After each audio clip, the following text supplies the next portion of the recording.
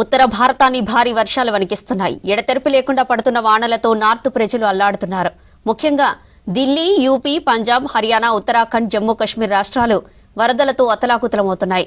గంగా, యమునా నదులు ఉప్పొంగి ప్రవహిస్తున్నాయి. ఉత్తరాఖండ్లో పలు జిల్లాలకు రెడ్ అలర్ట్ ఇచ్చింది వాతావరణ శాఖ. ఇక భారీ వర్షాల ఛాన్స్ ఉండడంతో ప్రజలను అప్రమత్తం చేసింది అధికార యంత్రాంగం.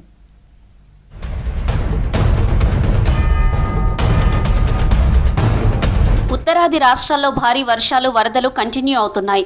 పంజాబ్, హర్యానాలో కురుస్తున్న ఎడతెరిపి లేని వానలకు వాగులు, నదులు ఉధృతంగా ప్రవహిస్తున్నాయి. హర్యానాలో తెల్లవారుజాము నుంచి భారీ వర్షం పడింది. గురుగ్రామ్, జజ్జర్ సహా పలుచోట్ల భారీగా ట్రాఫిక్ జామ్ ఏర్పడింది.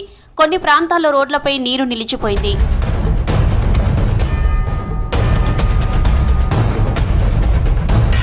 ఢిల్లీలో భారీ వర్షాలతో జనజీవనం స్తంభించింది. యమునా నదికి పెద్ద ఎత్తున వరద నీరు చేరుతోంది. దీంతో యమునా పరివాహంలోని ముంపు ప్రాంతాలు జల దిగ్బంధంలో చిక్కుకున్నాయి. మత్స్యకాతీల ప్రాంతాన్ని వరద నీరు చుట్టుముట్టింది. ప్రజలను సురక్షిత ప్రాంతాలకు తరలిస్తున్నారు అధికారులు. యమునా నది ఉగ్రరూపం దాల్చడంతో లోతట్టు ప్రాంతాల ప్రజలను అప్రమత్తం చేశారు. గత 24 గంటలుగా కురుస్తున్న భారీ వర్షాలకు ఢిల్లీలో పెద్ద ఎత్తున ట్రాఫిక్ జామ్ ఏర్పడుతుంది.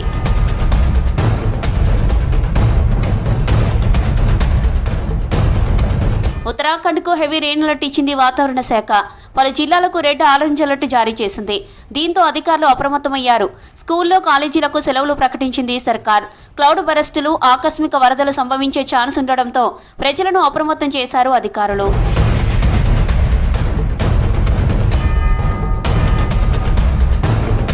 జమ్మూ కాశ్మీర్, హిమాచల్, ఉత్తరాఖండ్లోనూ వర్షాలు కొనసాగుతున్నాయి. ఇటీవల క్లౌడ్ బరస్ట్ సంభవించిన ప్రాంతాల్లో ముమ్మరంగా సహాయక చర్యలు కొనసాగుతున్నాయి. ఎన్డీఆర్ఎఫ్, ఎస్డీఆర్ఎఫ్, ఆర్మీ సిబ్బంది కలిసి రెస్క్యూ కొనసాగిస్తున్నారు. భారీ వర్షాల అలర్టుతో జమ్మూ కాశ్మీర్ ప్రభుత్వం ప్రజలను అప్రమత్తం చేసింది. జమ్మూ డివిజన్లో ప్రభుత్వ, ప్రైవేటు స్కూళ్లకు సెలవులు ప్రకటించింది.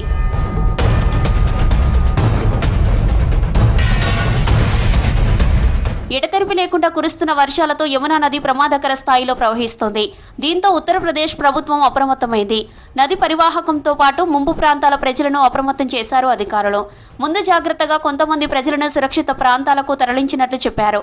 అలాగే యమునా నది తీరంలోని గోశాలల్లో ఉన్న పశువులను తరలించినట్లు తెలిపారు అధికారులు.